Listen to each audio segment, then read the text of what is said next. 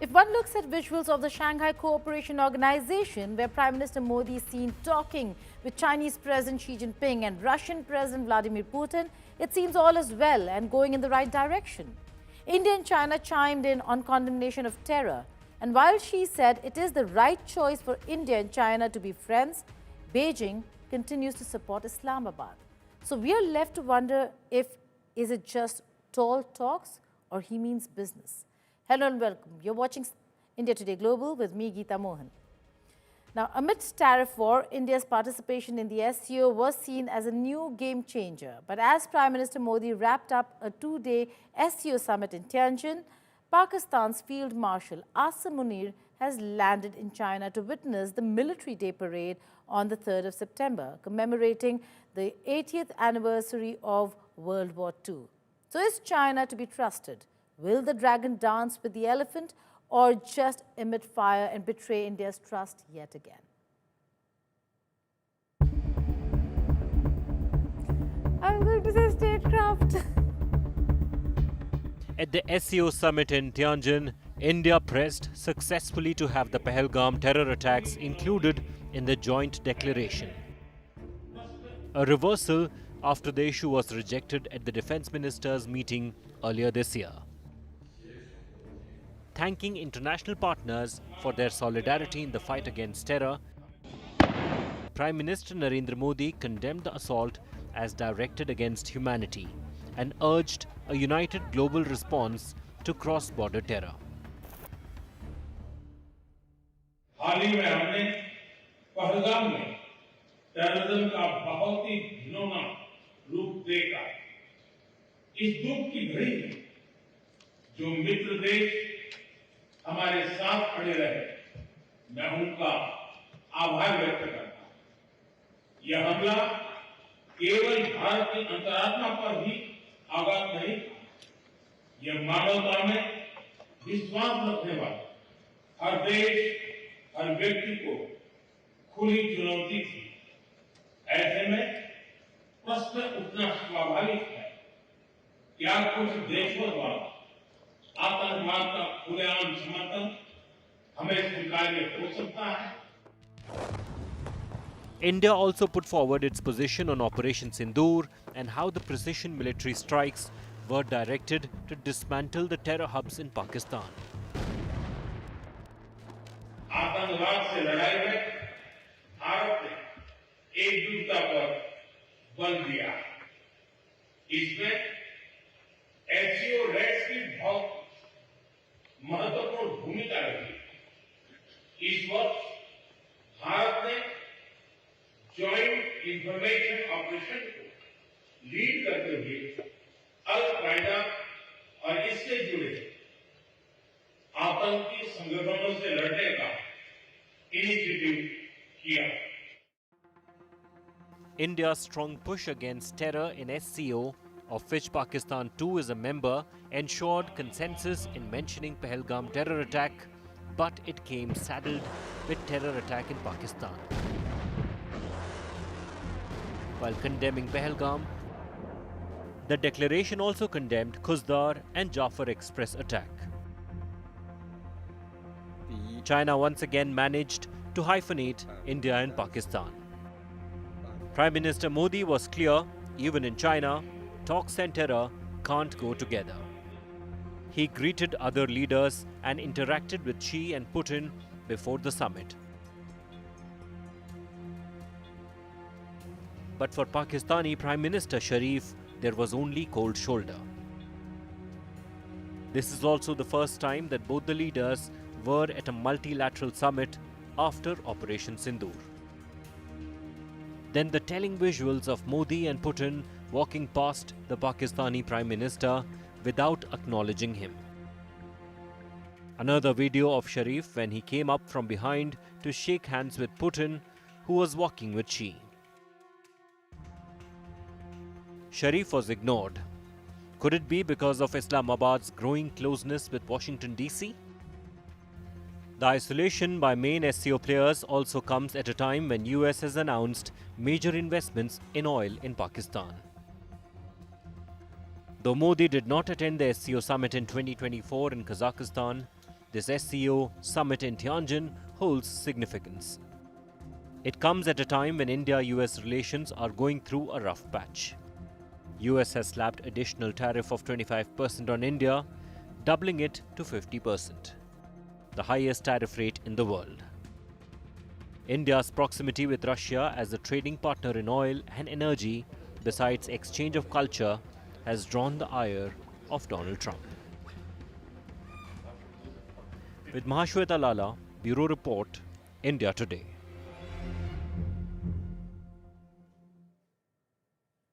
You can watch the entire analysis on what's at stake for India. Has India been hyphenated with Pakistan yet again on my show Statecraft, only on India Today Global. That's our YouTube channel. But let's get our guests in. Ambassador Mohan Kumar, former diplomat, joins me for a conversation on this subject. There's also Michael Busacchio. He's senior fellow at the Atlantic Council's Eurasia Center. I'll start with Ambassador Mohan. Ambassador Mohan, thank you so much. Now, there was a lot of painstaking effort that was made by the Indian side for decades to dehyphenate India and Pakistan. With the SCO statement where Pahalgam and Jafar attacks have been mentioned in one go, and the posturing by America that we've been seeing, do you think that we are seeing hyphenation of India and Pakistan yet again? I don't believe so. I think I see the only country in which some people seem to be hyphenating us is United States of America. I had the singular privilege of joining the parliamentary delegation, which was to go to countries like Singapore, Japan, South Korea, Indonesia, Malaysia. I did not hear a thing about hyphenation. And in fact, the Secretary General of ASEAN clearly said, we know India is India, Pakistan is Pakistan, and we don't equate the two. So frankly, apart from some people in the US, maybe, other than that, in no other country, Geeta, I must be honest with you, have I heard anybody seriously hyphenating India and Pakistan. This seems to exist more in the minds of either people in India who may wish to do it, or some in the United States. I haven't found another country in which people equate us. Right, but there's China too. We've seen Wang Yi visit India, then Afghanistan, then Pakistan, talking about Pakistan being the most important country. Michael, coming to you, is this a cohesive bloc? How do you see it? Looking at the Russia-Ukraine war, looking at Russia, India, China coming together, a lot of optics, it looks good. But your key takeaways, is this real? Or is this not a cohesive bloc? Yeah, well, let's be clear about one thing, Geeta. China is the senior partner in all of this. This whole SCO was carefully scripted. China showing itself to be the major leader in Eurasia, especially when it comes to organization of energy resources. For Mr. Putin, this was clearly an opportunity to ride in off the tailwinds that he received in Alaska when he was resurrected from the diplomatic dead by no less than Donald Trump. And I thought it was interesting too, as far as Prime Minister Modi goes, that I believe before arriving in Tianjin, he had a call with Ukrainian President Zelensky here. So it goes to show that India is taking a kind of unique path of its own towards the Ukraine conflict, where China and Russia, very interestingly, collaborating quite a bit, whether it comes to not only the sale of Russian oil to them, but the other flow, provision of Chinese technology to Russia to help conduct this war in Ukraine.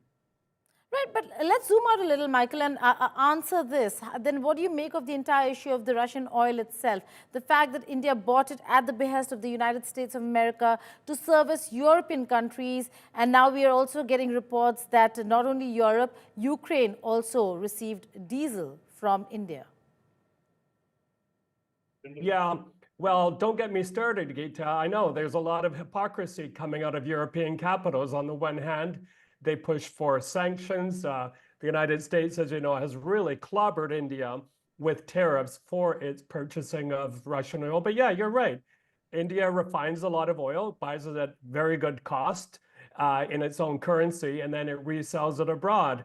You know, the Ukrainians realize this very well. Where I am right now is that whatever comes out of the mouths of European leaders, they have to double check it twice, because on the one hand, there's a lot of blah, blah, blah in support of Ukraine, but on the other hand, they turn around, buy Russian products and energy. There's even Russian-owned steel manufacturing going on within a short drive of EU headquarters, NATO headquarters in Brussels. That's all everyone Right. needs to know.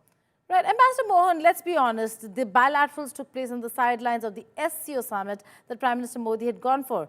Is this strategic autonomy a strategic need where America has pushed India more toward China than ever before?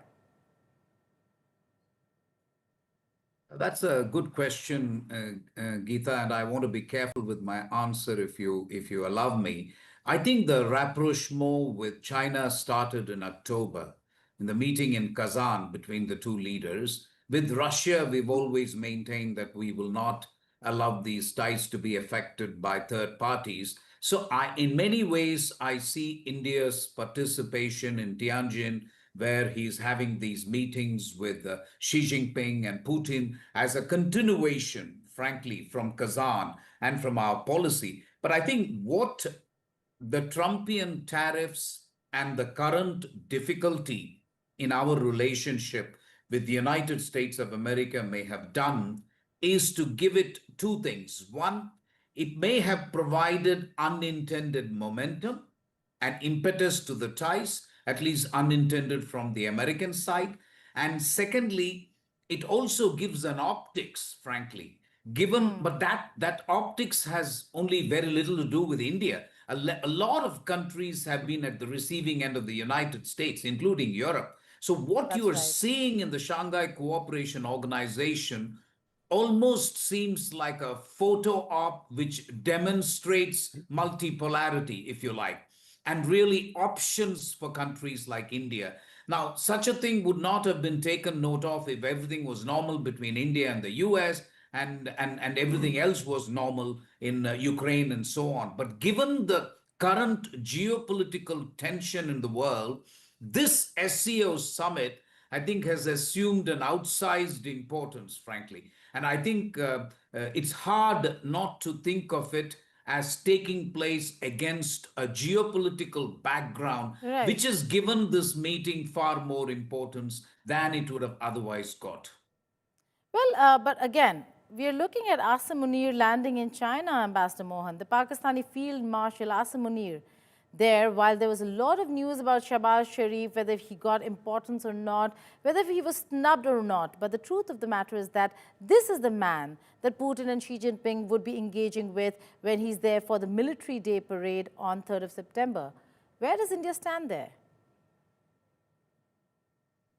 I don't think India is naive at all, Geeta. I know exactly. This is what I have been saying over the last 2 days. I'm not suggesting to you sitting that there is a paradigm shift in the relationship between India and China. We know that we have got 50,000 troops on the border. Your Prime Minister Modi went to Japan. In the joint statement, we spoke of East China Sea and South China Sea. You seriously think the Chinese wouldn't have noticed that? So I think they do know all of that. I think India knows all of that. Both sides are getting into this with eyes wide open. When they say we are development partners, not rivals, I see that statement as applying only to the economic and trade relationship between India and China, where I think China has lifted some of the restrictions on rare magnets and tunnel boring machines and fertilizers. And India, for its part, has agreed with Xi Jinping that yes, we are development partners and not rivals. This is not something we have done in the past. We have. So that part of the economic and trade relationship is, I think, also attributable to the dependency that India has got vis-a-vis China. And again, that is no secret, whether it is active pharmaceutical ingredients, photovoltaic cells, rare magnets, semiconductors, there is dependence. So I think it is really about that dependence that we have developed to China. But I think all the other structural issues between India and China remain on the table. I think you have to see this as the beginning of a thaw in the relationship. And that's why we are still talking about visas. We are still talking about Kailash Mansarovar. We are still talking about direct flights.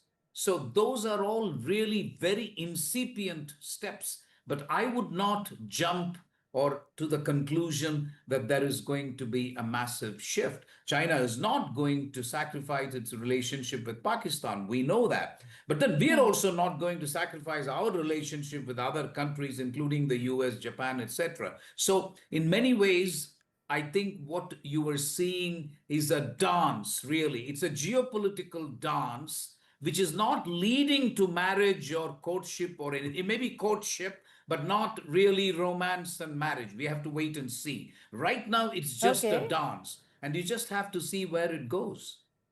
Okay, all right, leading to a dance. It's a beginning of a thaw, not a reset. We'll have to wait and see how Europe reacts to it, or America for that matter. Ambassador Mohan Kumar and Michael Busaku, thank you so much for joining us here on the network.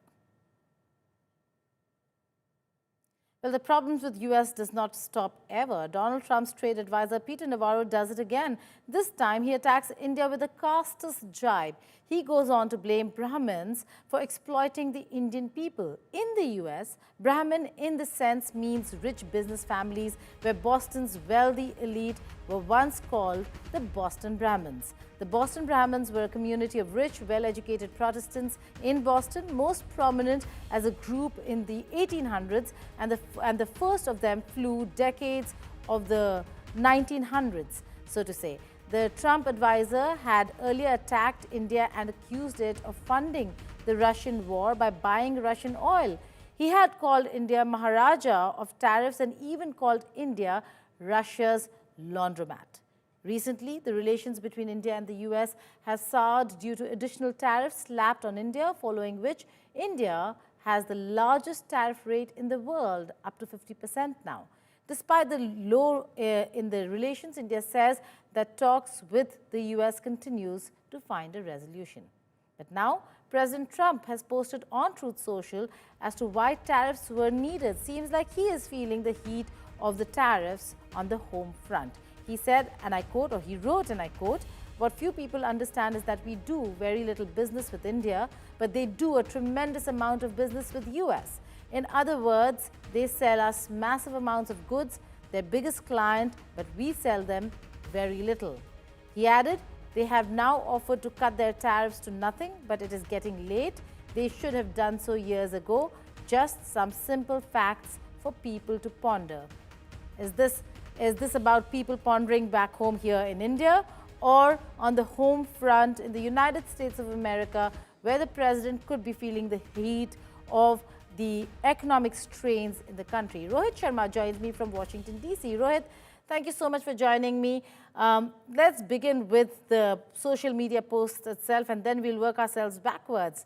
What do you make of this? Is this Trump feeling the heat of tariffs on the home front, the domestic front? Look, the meeting at SCO, the images, frankly, the videos of the leaders enjoying candid movement has not been lost on anybody in America. All major US media outlets have been reporting about it. Talk about Washington Post, Wall Street Journal, New York Post, CNN, ABC. All of them have been talking about what happened over the weekend in China.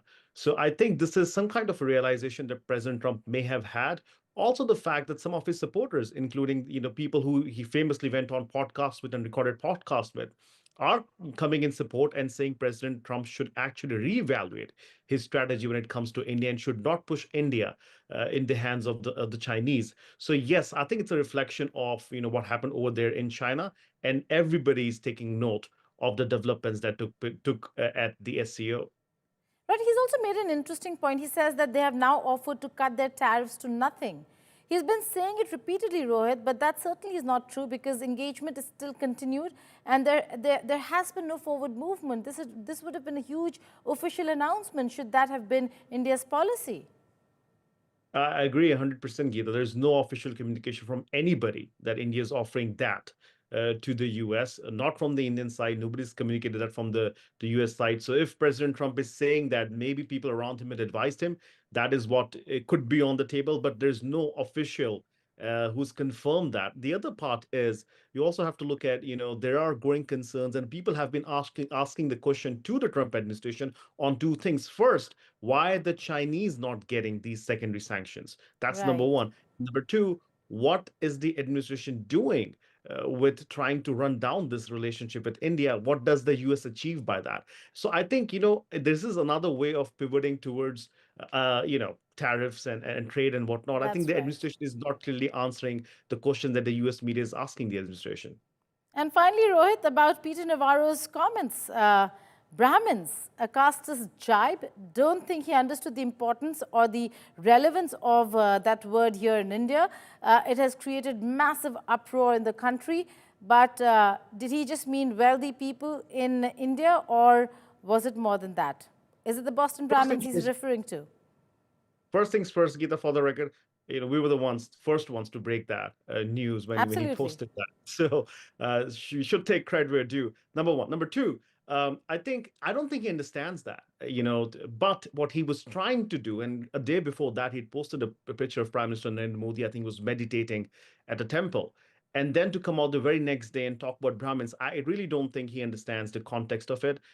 He's probably getting advised by people who do not understand how caste system, works in India, the historical implications, and even today, elections are fought in India on those lines. So I think Navarro was, trying to be slick here, is my understanding, but I don't think he understands any historical context of, you talk about Boston Brahmins or Brahmins in general. I don't think he has any of that context.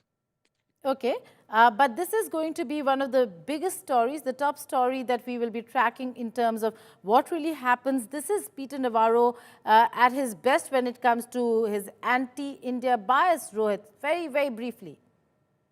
Yes, and we'll have to wait and watch. This is going to be a very interesting week here in Geeta. We've been told there's going to be a meeting at least on some part of tariff discussion. Then you go into UNGA, and then there's a deadline of President Trump that he's set for the Russians. So we'll have to wait and watch how this all evolves.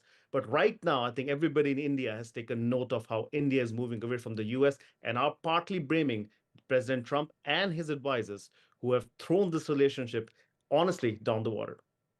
Okay, we'll have to wait and see how that really pans out for India, for the United States of America, and for the RIC. Rohit Sharma, thank you so much for joining us.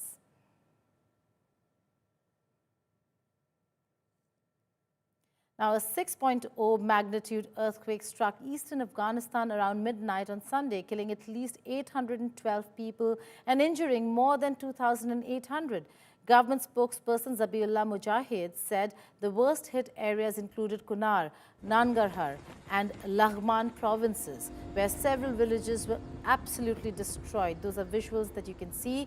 He said 12 people were killed and 255 injured in the Dar-e-Noor district of Nangarhar province, while 58 people were injured and dozens of houses destroyed in Laghman's Alingar district. He added that 12 people were killed and 255 again injured in those areas. Rescue operations are continuing as teams rush to remote districts. India, too, has pledged aid. Those are visuals that are coming in from Afghanistan. Dr. Jaishankar, in a tweet, put out details of how he spoke with the foreign minister of Afghanistan, Muttaqi, and that India has pledged aid. Not the first time that India has come to Afghanistan's rescue in times such as this. It has happened in the past as well. We will have to wait and see how aid reaches those far-flung areas. These are really remote areas, but then rescue operations were not just about pulling people out, but then they were flown to the capital cities as well to ensure that they get proper hospital aid.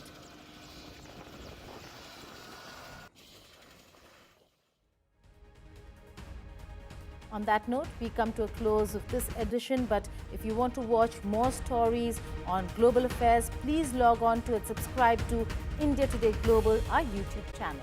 Thank you for watching. Goodbye and take care.